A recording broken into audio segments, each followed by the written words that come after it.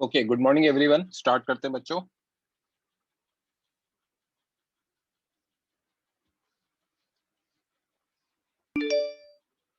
किसी बच्चे को प्रीवियस लेक्चर में कोई डाउट हो, कोई पॉइंट समझ में नहीं आया हो?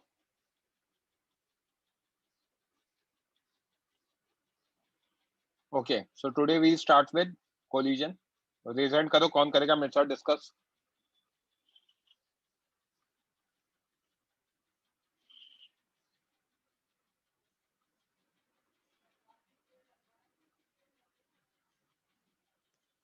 कोई तो बच्चा होगा जो डिस्कस करेगा, जिसके थ्रू मैं पूरे बैच को समझा दूं, जिसके पीछे डिस्टरबेंस नहीं हो। हाँ सिद्धार्थ, माइक ऑन करो। Yes sir. ओके, तो कोलिजन में सबसे पहले मैं आपको टर्म्स एक्सप्लेन करूंगा जो कॉमन टर्म्स है यूज होने वाली है। ठीक है, so first common term is, मतलब बेसिकली चलो अपन देखते हैं, स्टार्ट करते हैं। ये दो पार्टिकल्स है, वन जो U1 से मूव कर रहा है और टू जो U2 से मूव कर रहा है, और हमें गिवन है U1 is greater than U2। अगर U1 ग्रेटर देन U2 है तो ये कोलाइड करेंगे एक टाइम के बाद। Yes sir. और कोलिजन के बाद ये V1 और V2 से मूव कर रहे हैं, राइट? अब ड्यूरिंग कोलिजन सॉरी, सबसे पहले हमें पॉइंट ऑफ कोलिजन निकालना है, जिसको मैं हाईलाइट कर रहा हूँ, ये ब्लू डॉट है। पॉइंट ऑफ कोलिजन जो होगा वहां पे आप क्या करोगे, एक स्ट्रेट लाइन ड्रॉ करोगे, है ना, पासिंग थ्रू द सरफेस। उस स्ट्रेट लाइन को हम कहते हैं common tangent. This is the line which is tangent for both, इसीलिए इसको कहा गया common tangent line perpendicular to common normal, इसे भी कहा जाता है। कॉमन नॉर्मल क्या है अभी भूल जाओ, कॉमन टैंजेंट क्या है? जो भी पॉइंट पे कोलिजन हो रहा है उस पॉइंट पे आप टैंजेंट ड्रॉ करोगे तो कॉमन टैंजेंट हो जाएगा। आई बात समझ में? Yes sir. कॉमन टैंजेंट के परपेंडिकुलर जो लाइन होती है उसे कहते हैं हम कॉमन नॉर्मल, या फिर line of impact. LOI denotes line of impact. समझ में आई बात? Yes sir. तो दो टर्म्स इंट्रोड्यूस हुए, common tangent and common normal. Common normal is nothing but line of impact. Okay, yes sir. Now अलग अलग टाइप के कोलिजन होते हैं बेस्ड ऑन डायरेक्शन। तो फर्स्ट मैं बता रहा हूं आपको head on collision. Head on collision का मतलब क्या होता है? पार्टिकल्स सेम लाइन में मूव करेंगे before and after collision. Same line का मतलब एक राइट में दूसरा लेफ्ट में जा सकता है। आई क्या बात समझ में? Yes sir. ओके, तो लाइन ऑफ इम्पैक्ट क्या होता है in case of head on collision? Line of impact is along line of motion. Okay, yes sir. But अगर ये नहीं भी आता तो भी कोई दिक्कत नहीं। लाइन ऑफ इम्पैक्ट बनाने का बहुत सिंपल तरीका है, टेंजेंट बना लो, उसके परपेंडिकुलर जो भी लाइन होगी वो लाइन ऑफ इम्पैक्ट आ जाएगी। Okay yes sir. फाइन। अब मुझे ये बताओ, ड्यूरिंग कोलिजन कौन सा फोर्स लगेगा? कोलिजन के टाइम पर कौन सा फोर्स लगेगा? Impulse normal force. Normal force लगेगा। कोलाइड करते टाइम पे कौन सा फोर्स लगेगा? नॉर्मल फोर्स लगेगा। Very good. अब अगर नॉर्मल फोर्स लगेगा कोलिजन के टाइम पर, तो ये मुझे बताओ, हमारे पास दो डायरेक्शन यस सर। है ना? एक कौन सा है? Common normal. दूसरा कौन सा? Common tangent. Correct yes sir. है ना? अब मुझे बताओ, सिस्टम का मोमेंटम कंजर्व कर सकता हूं क्या मैं? और अगर कर सकता हूं तो कौन से डायरेक्शन में कर सकता हूं?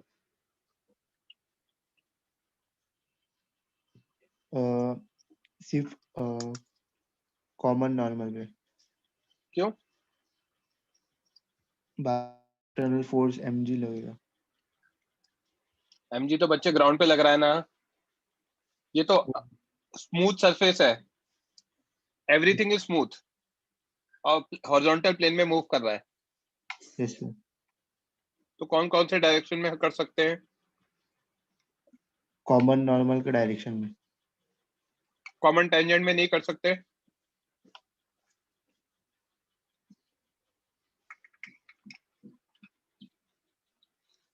No sir.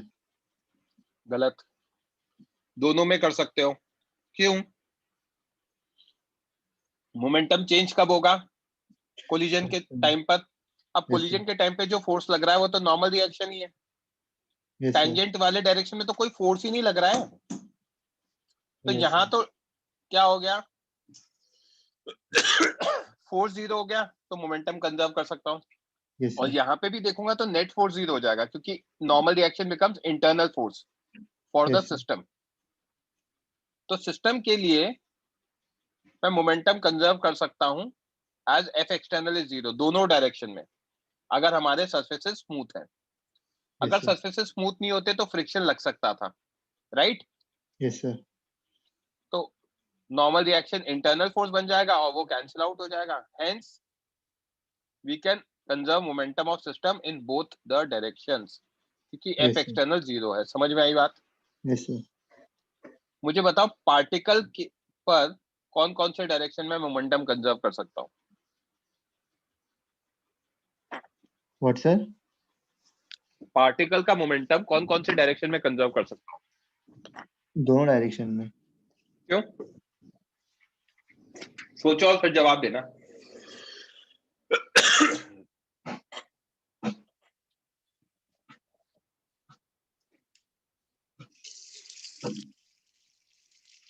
अभी आई थिंक आपने ऐसे हवा में जवाब दे दिया।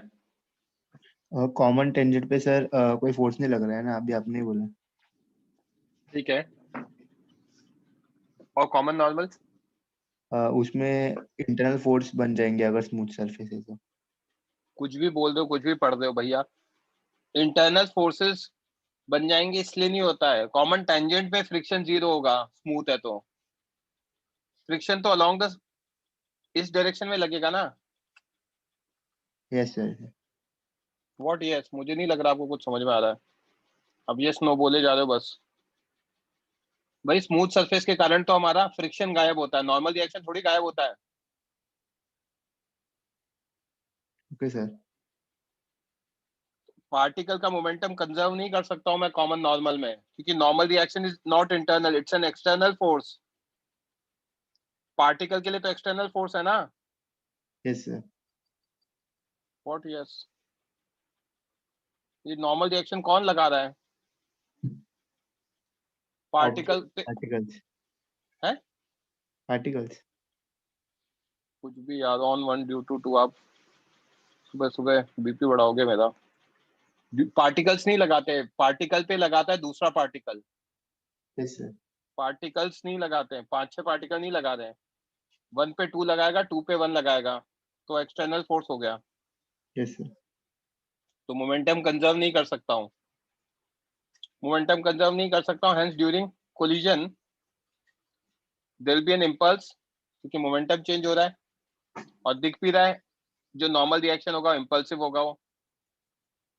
तो this impulse leads to change in momentum. तो impulse due to normal reaction is jn vector equals to integration n dt equals to delta p vector. तो for one jn towards left, normal reaction left में लग रहा है, n dt towards left, delta p1 vector. For two jn towards right, n dt towards right, delta p2 vector. Yes sir. along common tangent there is no force in above, क्योंकि smooth है तो आप दोनों direction, मतलब दोनों का, system का भी और पार्टिकल्स का भी कंजर्व कर सकते हो। सॉरी, आई बात समझ में? Yes sir. यहाँ तक किसी बच्चे को कोई डाउट?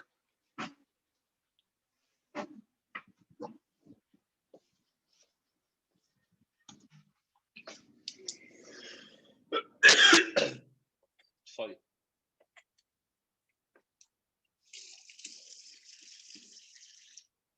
ओके, तो अब बुकलेट में कुछ पॉइंट समझ लेते हैं।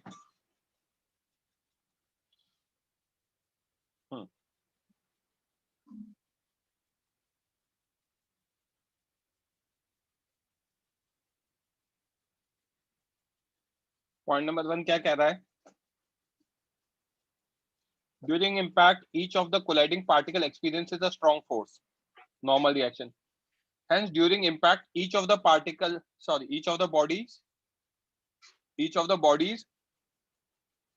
ये bodies नहीं होगा, each of the body होगा, changes its momentum, but as a whole, total momentum of system doesn't change, क्योंकि normal reaction internal system के लिए, particles के लिए नहीं है, तो particles का change होगा, but system का change नहीं होगा. आई बात समझ में? Yes sir. Second, impact is practically followed by emission of light, sound and heat. जब आप दो पत्थरों को कोलाइड कराते हो तो आपने देखा होगा स्पार्क हो जाता है बहुत बार. Yes sir. तो ड्यू टू कोलिजन क्या हो रहा है? स्पार्क हो रहा है, साउंड प्रोड्यूस हो रही है, हीट प्रोड्यूस हो रही है. तो ऐसे केस में क्या होता है, आपकी जो काइनेटिक एनर्जी थी कोलिजन के टाइम पे वो किस में कन्वर्ट हो गई? लाइट एनर्जी में, साउंड एनर्जी में, हीट एनर्जी में. करेक्ट? Yes sir. तो during an impact mechanical energy of system does not remain constant. आपका जो मैकेनिकल एनर्जी है वो काइनेटिक प्लस पोटेंशियल होता है. Yes sir. तो वो कांस्टेंट नहीं रहेगा, क्योंकि काइनेटिक कन्वर्ट हो गया लाइट में, साउंड में, हीट में, right. But total energy conserve रहेगा, क्योंकि टोटल एनर्जी में तो सारी आ जाती है, मैकेनिकल में सिर्फ काइनेटिक एंड पोटेंशियल आती है. आई बात समझ में? Yes sir. ठीक है. अब बेस्ड ऑन एनर्जी हमारे 3 टाइप के कोलिजन होते हैं. वन बाय वन नेम कर रहा हूं. परफेक्टली इलास्टिक, या फिर इसको इलास्टिक कहते हैं, inelastic and perfectly inelastic collision. इनको हमने बाइफरकेट किया है काइनेटिक एनर्जी की बेसिस पे. परफेक्टली इलास्टिक या इलास्टिक कोलिजन में kinetic energy of system before and after constant रहता है, कंजर्व रहता है. इनइलास्टिक एंड परफेक्टली इनइलास्टिक में कंजर्व नहीं रहता, तो उसके बेसिस पे बाइफरकेट किया है. अब मैं एक एक करके एक्सप्लेन कर रहा हूं हो क्या रहा है. परफेक्टली इनइलास्टिक कोलिजन में जो बॉडीज हैं they stick together to move with common velocity after collision. Collision के बाद बॉडीज सेम वेलोसिटी से मूव करती हैं. ओके, इसका एग्जांपल क्या होगा? आपने क्या किया, आपने है ना पार्टिकल्स को, सॉरी, आप एक च्युइंगम खा रहे हो और आपने उस च्युइंगम को खा के एक है ना मूविंग कार के ऊपर फेंक दिया. Yes sir. ठीक है. तो जब आपने मूविंग कार के ऊपर फेंका तो चिपक जाएगा जाके. Yes sir. और उसके साथ राइट. तो then it will move with car. Moving car with the same velocity. Yes sir. Right. तो ऐसे Yes, केस में आपका जो कोलिजन होता है वो कौन सा होता है? Perfectly inelastic collision. आई बात समझ में? Yes sir. एक आपने गन फायर किया, उसमें से जो बुलेट निकली वो मूविंग कार में जाके अटक गई, तो फिर क्या होगा? अगर वो अंदर जाके अटक गई तो ये कार के साथ मूव करेगी. Yes sir. राइट. अब अगर कार के साथ मूव करेगी तो उसमें क्या होगा? Kinetic energy constant. अरे भाई, काइनेटिक एनर्जी कांस्टेंट क्यों होगी? उसमें आप Velocity. नंबर ऑफ बॉन्ड्स निकाल लो. वेलोसिटी सेम हो जाएगी. वेलोसिटी सेम होगी ना, काइनेटिक एनर्जी कैसे सेम हो जाएगी? Okay sir. बोलने से पहले थोड़ा सोचो तो सही बच्चे. तो बेसिकली क्या होगा? It will move with same velocity. Yes sir. तो क्या हो गया? परफेक्टली इनइलास्टिक कोलिजन है. करेक्ट? Yes sir. एक टर्म होता है कोएफिशिएंट ऑफ रेस्टिट्यूशन, जिसको मैं आज बताऊंगा. उसकी वैल्यू के बेसिस पे भी आप बता सकते हो. उसको डिनोट करते हैं ई से. इलास्टिक कोलिजन के लिए ई की वैल्यू 1 होती है, इन इलास्टिक के लिए ई की वैल्यू 0 से 1 के बीच में होती है, और परफेक्टली इन इलास्टिक में ई की वैल्यू 0 होती है. बट ये जो बाइफरकेशन होता है ना, ये काइनेटिक एनर्जी के बेसिस पे होता है. कैसे होता है वो मैं समझा रहा हूँ, इधर देखना. एक स्पॉन्ज बॉल लिया, ये मूव कर रहा है let's say towards right.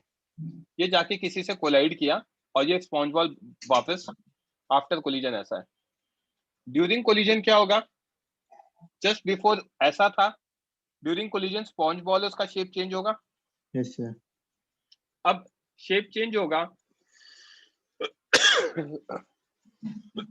Sorry यार, शेप चेंज में क्या होता है, जब भी ऑब्जेक्ट में डिफॉर्मेशन होता है दैट मींस उसके अंदर पोटेंशियल एनर्जी आ गई है। ये चीज आपने स्प्रिंग में भी देखा होगा। Yes sir. स्प्रिंग को जब इलोंगेट या वो करते थे कंप्रेस, तो उसमें इलोंगेशन और डिफॉर्मेशन की वजह से एनर्जी आ जाती थी हाफ के एक्स स्क्वायर। Yes sir. तो जब भी आप किसी भी ऑब्जेक्ट को डिफॉर्म करते हो तो ड्यू टू डिफॉर्मेशन उसके अंदर एक पोटेंशियल एनर्जी आ जाती है, करेक्ट। Yes sir. वो कहाँ से आएगी, यहाँ पे वर्क डन करने की वजह से या फिर चेंज इन काइनेटिक एनर्जी की वजह से, राइट। Yes sir. तो अब क्या दिख रहा है हमें, पार्टिकल वन है, किसी वेलोसिटी से मूव कर रहा है, डिफॉर्म हुआ तो उसका part of kinetic energy gets converted into what, potential energy, right. Yes sir. Yes और नो। अब जब वो कोलाइड करके अलग अलग हो जाएंगे, तो अगर उसने एग्जैक्ट शेप रीगेन कर लिया तो डिफॉर्मेशन कितना हो गया, 0। तो मैं बिफोर एंड आफ्टर में सेम ही ऑब्जेक्ट कंसिडर कर सकता हूं विदाउट डिफॉर्मेशन। Yes sir. मतलब क्या हो रहा है, पोटेंशियल एनर्जी में कोई चेंज नहीं आ रहा, यस सर। तो काइनेटिक एनर्जी कांस्टेंट हो गया। Yes sir. इस तरह के कोलिजन को हम क्या कहते हैं, इलास्टिक कोलिजन, की ऑब्जेक्ट में कोई डिफॉर्मेशन नहीं आया और डिफॉर्मेशन नहीं आने की वजह से उसका शेप सेम रहा तो उसकी काइनेटिक एनर्जी सेम रही। In elastic and perfectly in elastic collision में कुछ ना कुछ शेप में चेंज आता है, हमें ना भी दिखे तो भी, नेकेड आई से ना दिखे तो भी बहुत टाइम के बाद अगर आप देखोगे तो चेंज आता जाएगा। समझ में आ रही है बात। Yes sir. तो एनर्जी के बेसिस पे कैसे बाइफरकेट किया ये क्लियर है। ये लिख रखा है, if after collision object is able to regain its shape and size perfectly, this type of collision is called elastic collision। आई क्या बात समझ में। Yes sir.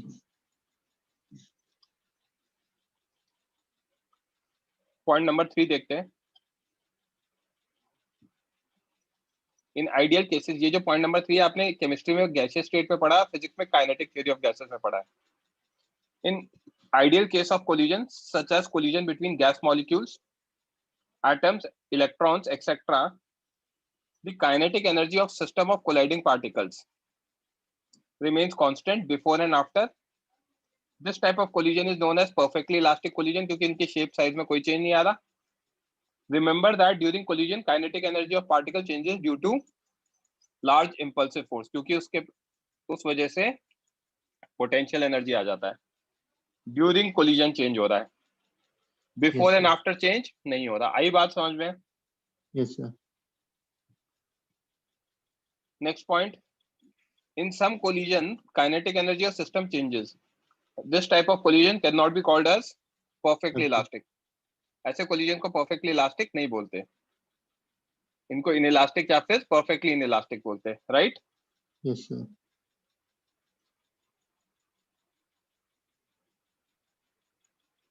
Next, for perfectly elastic collision kinetic energy of system at the beginning and at the end of impact must remain constant but not during impact। not during impact क्या होता है, potential में convert होता है। आई बात समझ में। Yes sir.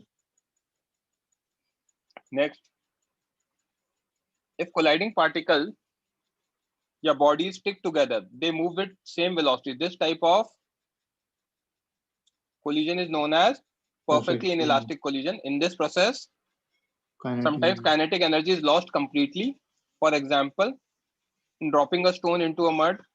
ये सारी चीजें कंप्लीटली कैसे हो रही है, इधर देखना। ये च्युइंगम जो आपने खा के फेंकी, ये दीवार पे फेंकी। Yes sir. ये दीवार तो स्टेशनरी था, आपने इसको फेंका u वेलोसिटी से। Yes sir. तो काइनेटिक एनर्जी इनिशियल क्या है, नॉट इक्वल टू 0। अब ये जाके चिपक गया, तो काइनेटिक एनर्जी फाइनल कितना है, 0। तो पूरा का पूरा लॉस हो गया। यस तो sir. Sometimes kinetic energy is lost completely. आई बात समझ में। Yes sir. Next, relative velocity of body just after collision, इसे वेलोसिटी ऑफ सेपरेशन कहते हैं क्योंकि आफ्टर सेपरेशन अलग अलग से मूव करेंगे तो वो सेपरेट आउट होंगे, तो इसलिए वेलोसिटी ऑफ सेपरेशन मे और may not be equal to velocity along line of impact before collision.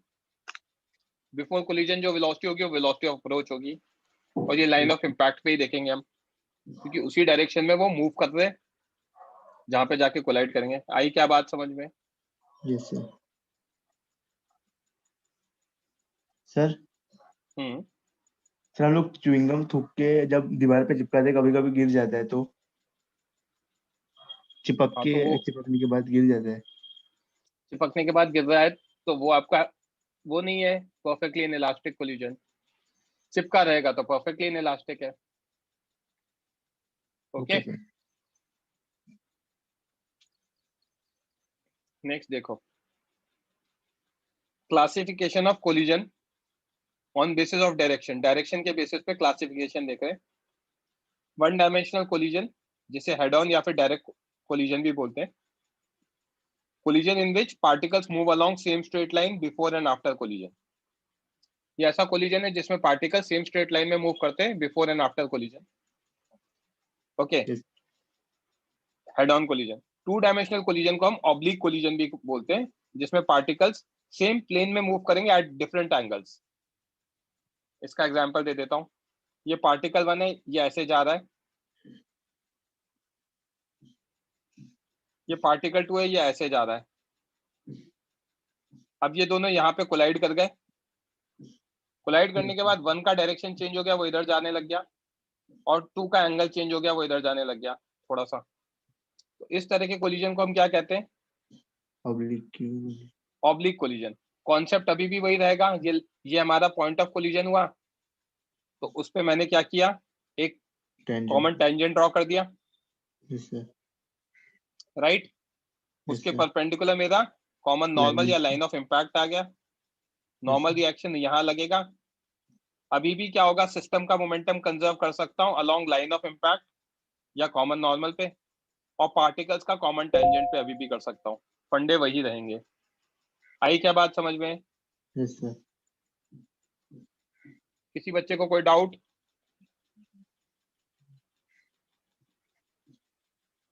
Okay,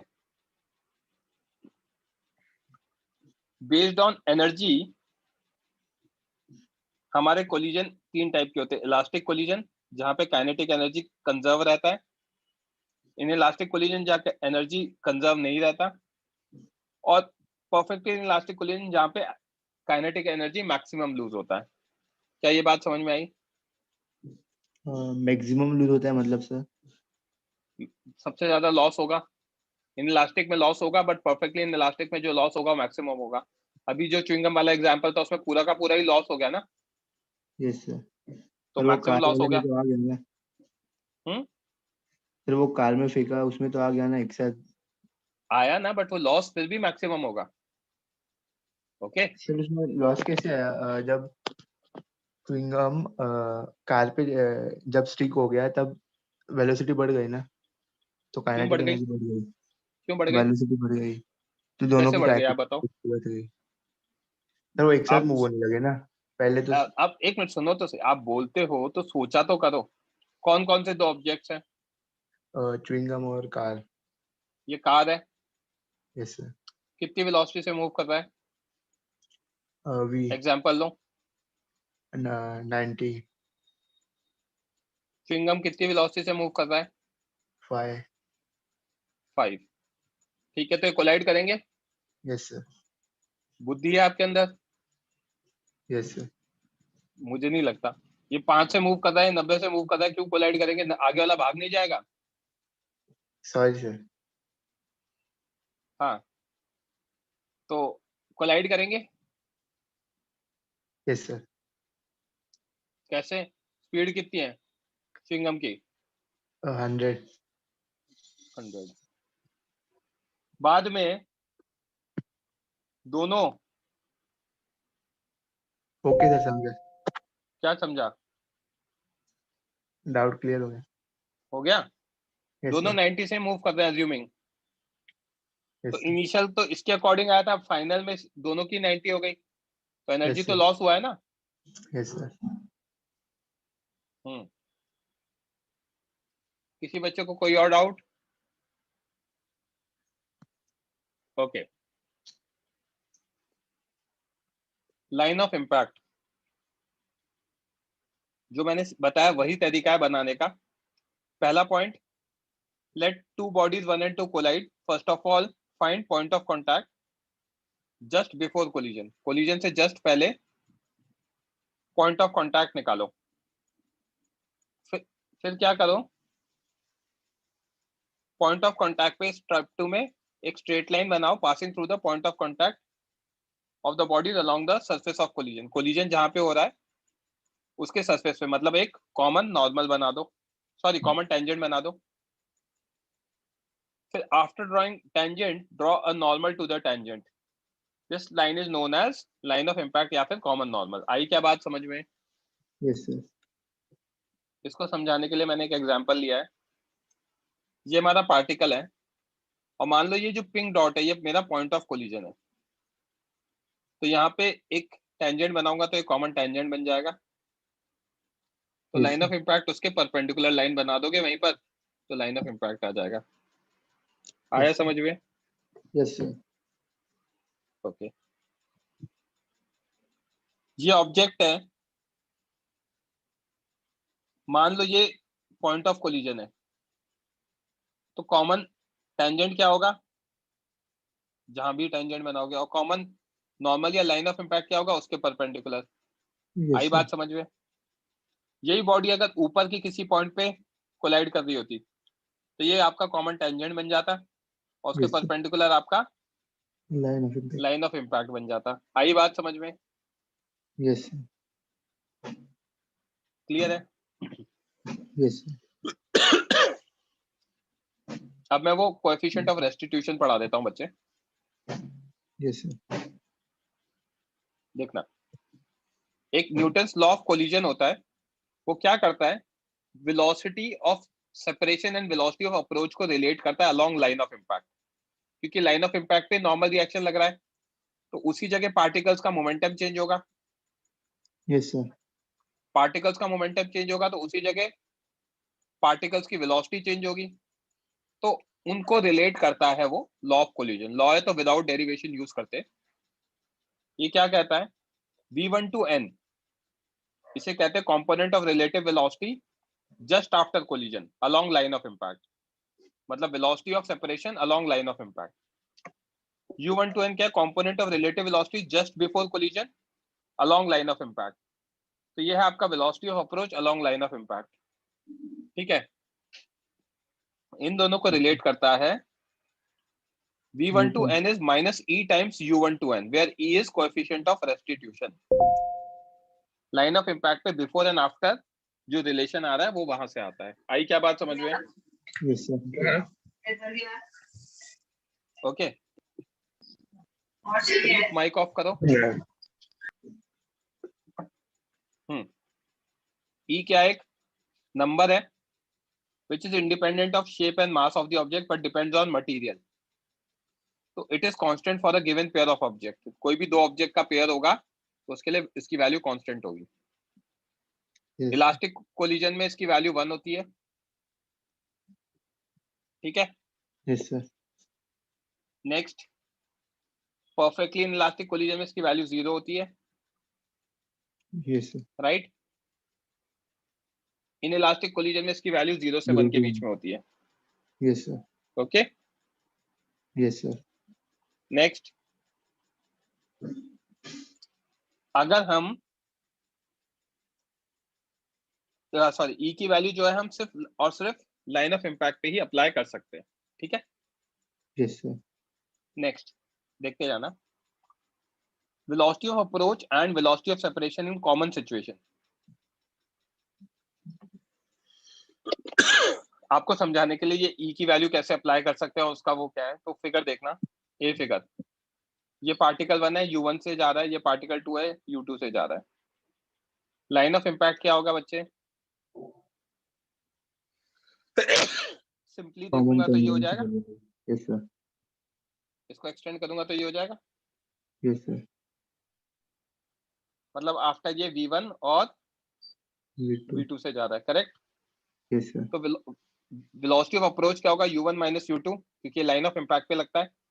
yes sir, और सेपरेशन क्या होगा, v2 minus v1, correct, yes sir, same direction में जा रहे थे। तो अब यही चीज अगर मेरा पार्टिकल्स अपोजिट जा रहे हैं u1 से एंड u2 से, तो यही लाइन आपकी लाइन ऑफ इम्पैक्ट बन गई। यस सर, तो वेलोसिटी ऑफ अप्रोच क्या होगा, वेक्टर फॉर्म में u1 माइनस u2 करूंगा तो u1 प्लस u2 आ जाएगा। यस सर, और मान लो ये कोलाइड करने के बाद एक पीछे जा रहा है और एक राइट में जा रहा है, तो वेलोसिटी ऑफ सेपरेशन कितना आ जाएगा, v1 प्लस v2 आ जाएगा। यस सर, सी वाले केस में ये रेस्ट पर है और ये पार्टिकल ऐसे आ रहा है u1 से। तो अब देखना, ये पॉइंट ऑफ कोलिजन होगा, यस सर, ये आपका क्या बन जाएगा, common tangent, common tangent, sorry, सही है, गुड। और ये हमारा क्या बन जाएगा, line of impact, common normal और लाइन ऑफ इम्पैक्ट। तो हमारा वेलोसिटी ऑफ अप्रोच तो लाइन ऑफ इम्पैक्ट पे लगता है, ये तो रेस्ट पे था, तो वेलोसिटी ऑफ अप्रोच कितना आ गया, u1 आ गया, क्योंकि वो u1 उधर ही था। यस सर, इसी चीज में हमें दिख रहा है ये हमारा लाइन ऑफ इम्पैक्ट है, yes sir, right. Yes sir, अब ये v1 से ऊपर जा रहा है और यस सर, इधर ये v2 से जा रहा है, ये एंगल यस सर, थीटा, तो इधर कितनी आएगी, v2 sine theta. Yes sir, और दोनों अपोजिट डायरेक्शन में जा रहे हैं, तो वेलोसिटी ऑफ सेपरेशन कितना आएगा, v1 plus v2 sine theta, क्योंकि yes v2 sine theta minus v1 vector करेंगे तो माइनस और माइनस प्लस हो जाएगा। आई बात सर, समझ में। यस सर, और एग्जांपल देख लेते हैं। ये वाला पार्टिकल रेस्ट पर है, यस सर, ये u1 से राइट में आ रहा है, यहाँ पे कोलाइड करेंगे, यस सर, ये आपका वापस कॉमन कॉमन, टेंजेंट बन जाएगा। यस सर, कॉमन नॉर्मल क्या बनेगा, परपेंडिकुलर, ये परपेंडिकुलर कॉमन नॉर्मल बन जाएगा, यस सर, जो लाइन ऑफ इम्पैक्ट है।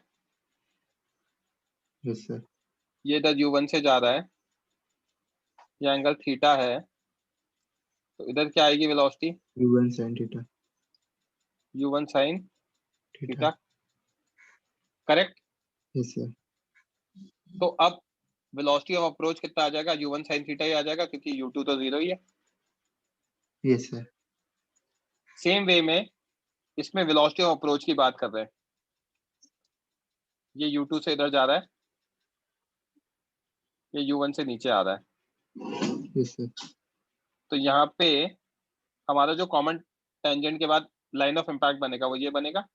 यस सर, ये यहाँ पे u1 से आ रहा था, ये एंगल थीटा होगा तो इधर आ जाएगा cos theta, u1 cos theta, yes sir, और ये थीटा हो जाएगा तो इधर आ जाएगा u2 sin theta. Yes sir, तो वेलोसिटी ऑफ अप्रोच कितना आ जाएगा, u2 sin थीटा माइनस और माइनस u1 cos थीटा, तो plus u1 cos theta plus u2 sin theta. Yes sir, आई क्या बात समझ में। यस सर, जब मैं नोट्स दूंगा तो आपको प्रॉपर मिल जाएगा इसमें, ओके। यस सर, तो अब क्वेश्चन सॉल्व करने की टेक्निक सिखा रहा हूँ, बहुत ही सिंपल तरीका होता है। क्या करना है, देखना इधर, आपको इक्वेशन फॉर्म करनी है और आंसर निकालना है। इक्वेशन 1 कहाँ से लेगा, मोमेंटम कंजर्व करके सिस्टम का, कहाँ पे, लाइन ऑफ लाइन, इम्पैक्ट पे। पार्टिकल्स का कंजर्व कर सकते हो कॉमन टेंजेंट पे, अगर स्मूथ सरफेस है तो, correct. Yes sir, next, v12 vector line of impact पे is minus e times u12 vector. Yes sir, आई बात समझ में।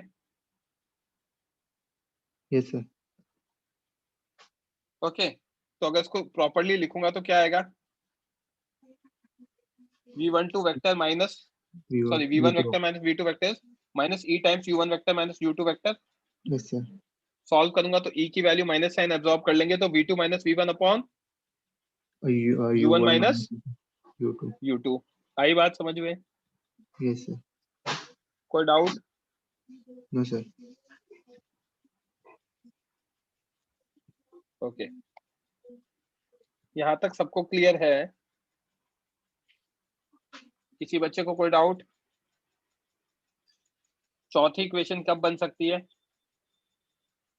काइनेटिक एनर्जी सिस्टम का कांस्टेंट कर सकते हो किसके लिए? इलास्टिक कोलिजन के लिए। समझ में आई बात? Yes sir. ओके, अब हम क्वेश्चन सॉल्व करेंगे तो आपको क्लैरिटी आ जाएगी।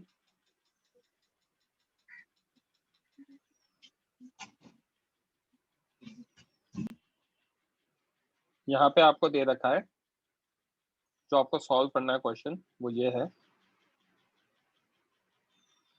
आयरन बॉल है A collide with another stationary iron ball B if radius ratio of radius is 2 find the ratio of their speed just after collision। E की value 0.5 दे रखी है।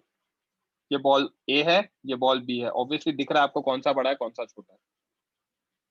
करो calculate.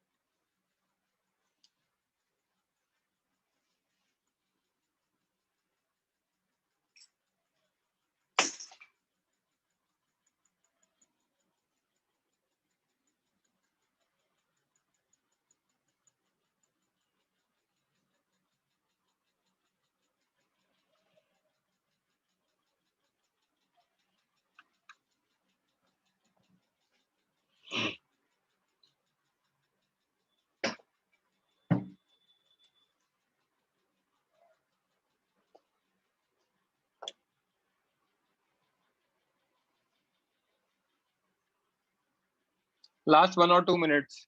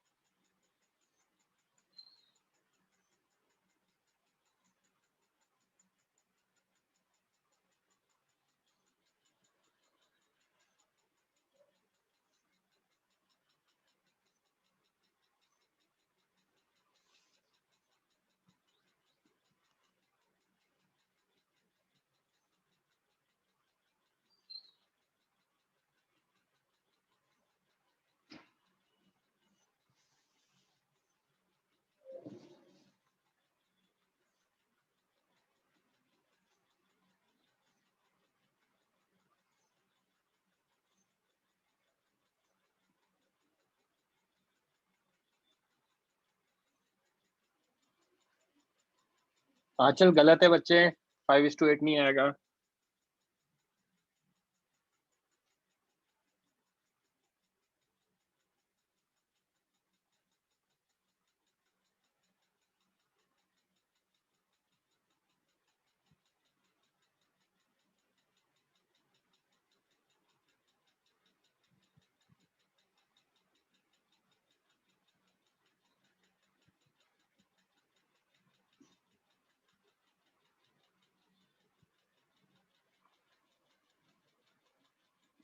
Yes, I'm waiting, Varun.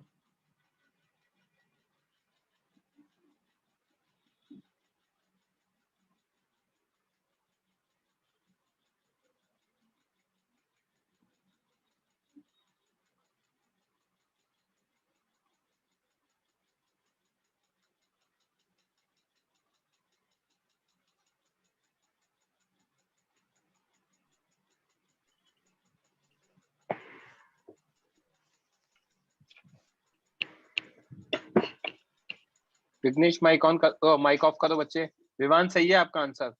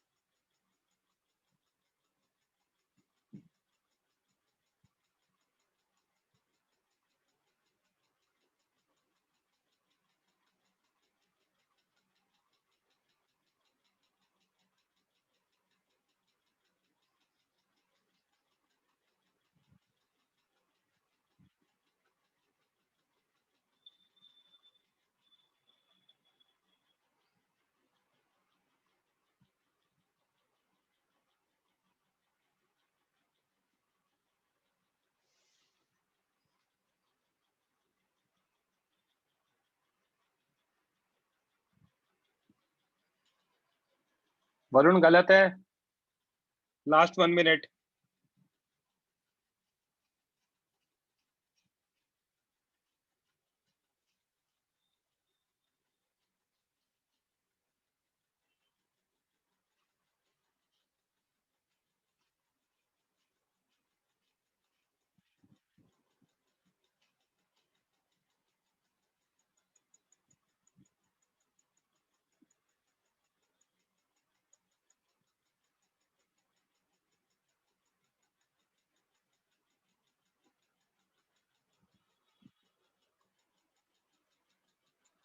प्रीत सही है।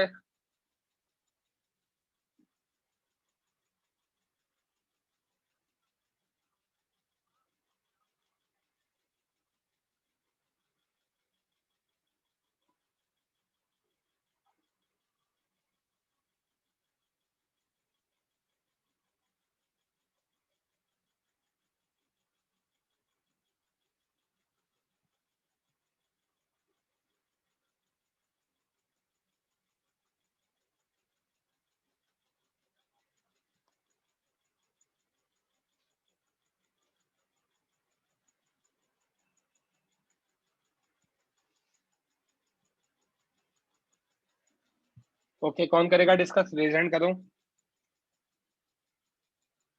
जल्दी।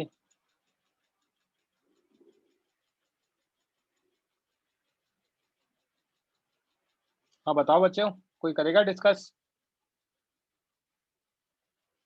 हाँ प्रशांत। Yes sir.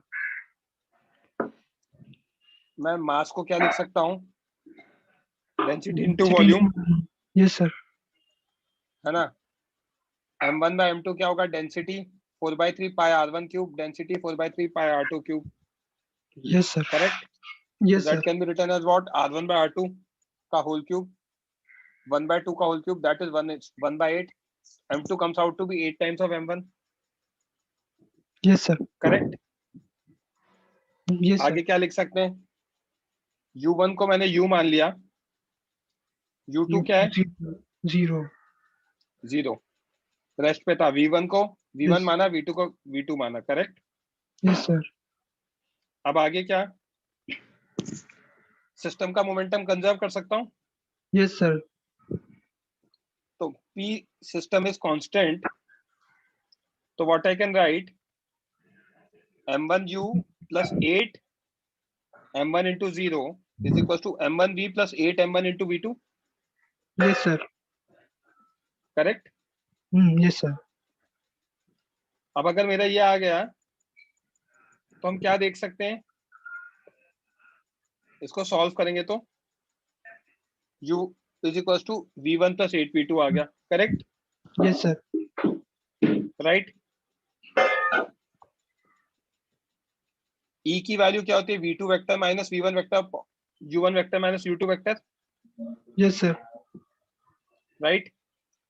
0.5 is v2 minus v1 upon u minus 0, Yes. Correct, Yes, sir. है ना। तो हमारा v2 minus v1 कितना आ गया बच्चे, 0.5 U. राइट। दो इक्वेशन, दो अननोन, Yes, sir. दोनों को अगर ऐड कराऊंगा तो मेरा आ जाएगा 9v2 is 1.5 u, तो v2 आ गया u by 6, correct. Yes, sir. And accordingly आपका v1 को सॉल्व करोगे तो कितना आ जाएगा, U by 3. Minus u by 3, Minus U by 3. Right. Yes. तो रेशियो कितना आ जाएगा स्पीड का, 2 by 1. 2:1, करेक्ट। Yes, sir. किसी बच्चे को कोई डाउट? ओके, नेक्स्ट क्वेश्चन करते हैं बच्चों।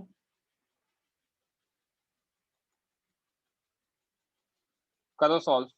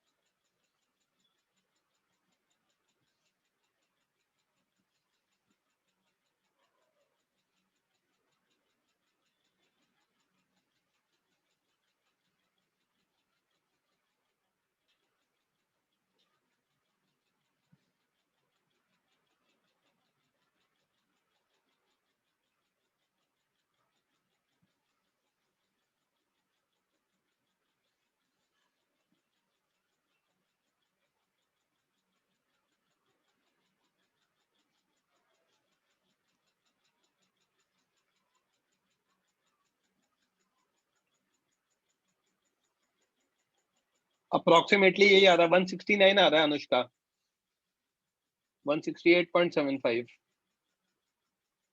Last 2 minutes.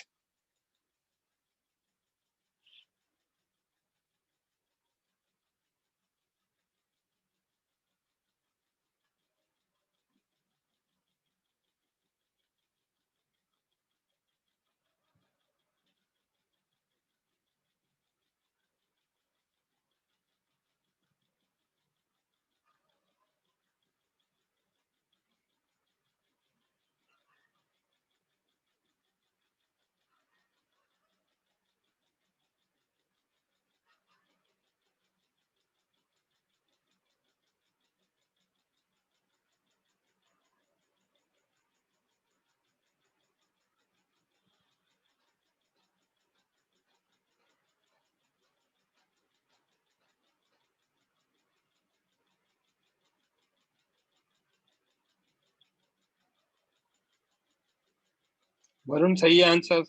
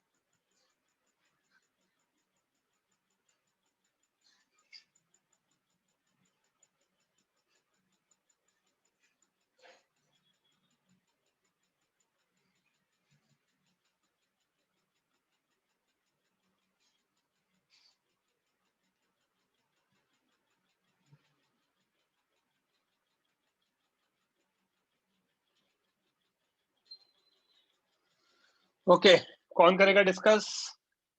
श्रुति आंसर सही है आपका, रेज हैंड करो। चलो मैं ही बता देता हूँ। हाँ विघ्नेश, माइक ऑन करो। Yes sir.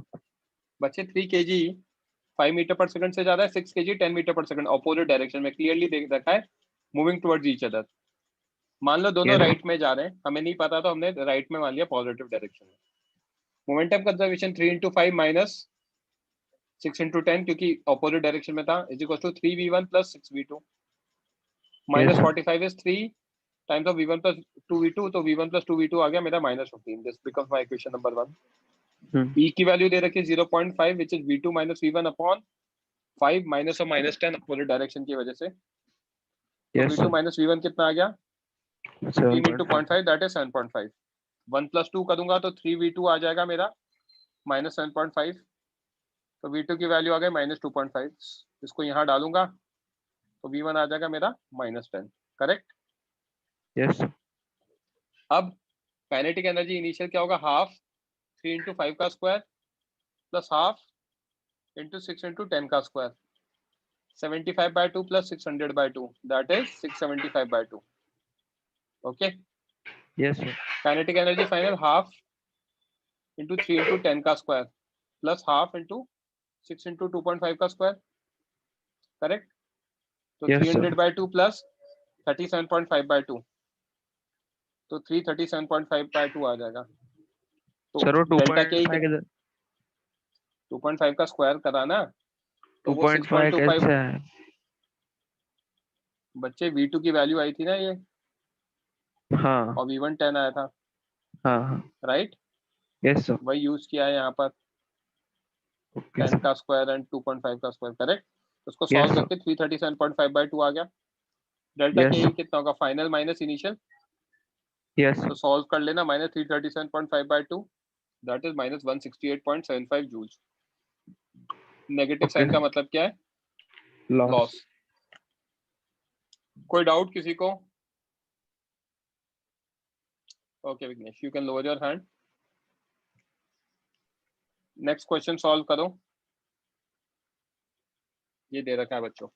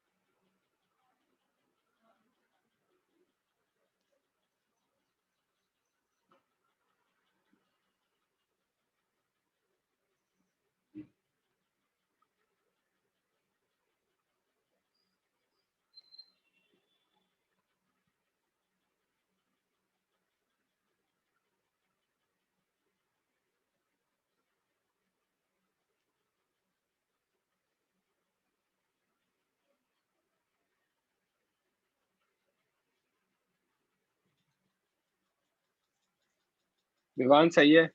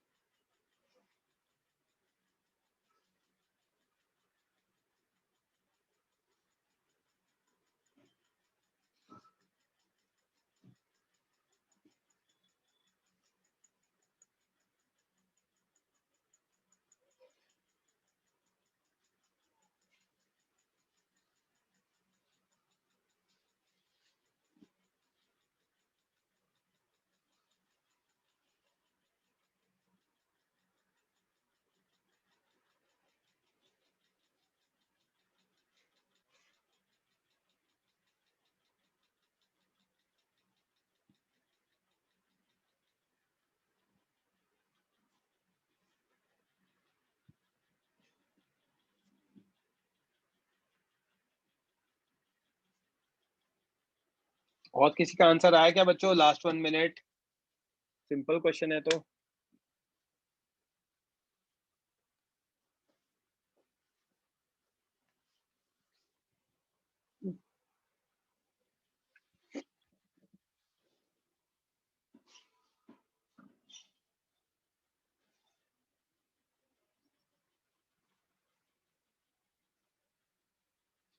हाँ वरुण 2 मिनट ले लो, बट जल्दी निकालो आंसर यार।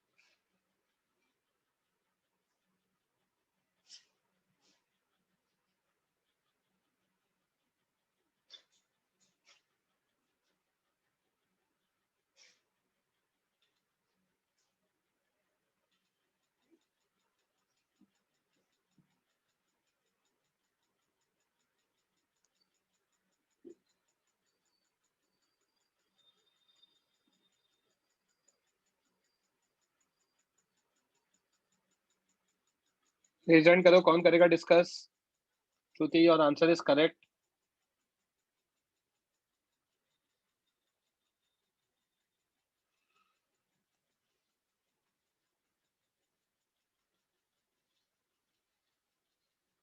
हाँ विघ्नेश, माइक ऑन करो। Yes, sir. तो एक बॉल है जो V नॉट से मूव कर रहा है, दूसरा रेस्ट पर है। बाद में मान लो V1 V2 से मूव कर रहे हैं, तो V1 plus V2 V not आ जाएगा। Yes, sir. E की वैल्यू क्या है? 1/2। Yes, V2 sir. Vector minus V1 vector upon U1 vector minus U2 vector, तो V2 minus V1 upon V not minus 0। तो Yes. V2 माइनस V1 कितना आ गया? V not bye 2। Yes, 1 और sir. 2 से add करूंगा तो 2V2 कितना आएगा? 3V not bye Three. 2। V2 की वैल्यू आ गई 3V not by 4। Yes, impulse change in momentum दोनों के लिए सेम ही होगा, क्योंकि नॉर्मल रिएक्शन दोनों के लिए सेम है और dt सेम है। तो yes, मैग्नीट्यूड वाइज क्या होगा? चेंज इन मोमेंटम ऑफ 1 और change in momentum of 2, mv2 minus m into 0, तो 3mv नॉट बाय 4 आ जाएगा। yes, v2 की वैल्यू 3v नॉट बाय 4 है। किसी बच्चे को कोई doubt? no, sir. Okay Siddharth बोलो। सर ये यहाँ पे मास मोमेंटम सेम लिया है। कंजर्व हाँ मोमेंटम कंजर्व हाँ किया तो इक्वेशन 1 आ गई। नहीं सर, वो सेकंड मोमेंटम कंजर्व किया है ना, impulse is equals to change in momentum, वो इक्वेट क्या किया है sir? Impulse is equal to change in momentum का मैग्नीट्यूड इम्पल्स क्या प्रोवाइड कराता है? चेंज इन मोमेंटम कराता है ना। यस सर, तो दो के ये क्या हुआ है? अरे तो इम्पल्स दोनों के लिए चेंज इन मोमेंटम होगा ना, दोनों किसी के लिए भी एक के लिए निकाल सकते हो। मैंने P2 से निकाल लिया ये, क्योंकि P2 में इनिशियल वेलोसिटी 0 थी तो कैलकुलेशन सिंपल हो जाती। P1 से भी निकाल सकते हो आप। आई बात Yes, समझ sir. में? निकाल के बताऊं? नो सर, ठीक। कर लूंगा। Okay sir. ओके। सर और मास सेम क्यों लिया? यार दे नहीं रखा था वो, एक्चुअली एक वो पॉइंट है कि मास सेम ले लो, ओके है सर। ना। हाँ, so that's it for today from my side. किसी को कोई डाउट है तो पूछना है तो पूछ सकता है। मैं नोट्स आज रात तक भेज दूंगा आप लोगों को। कोई भी डाउट है किसी से भी रिलेटेड तो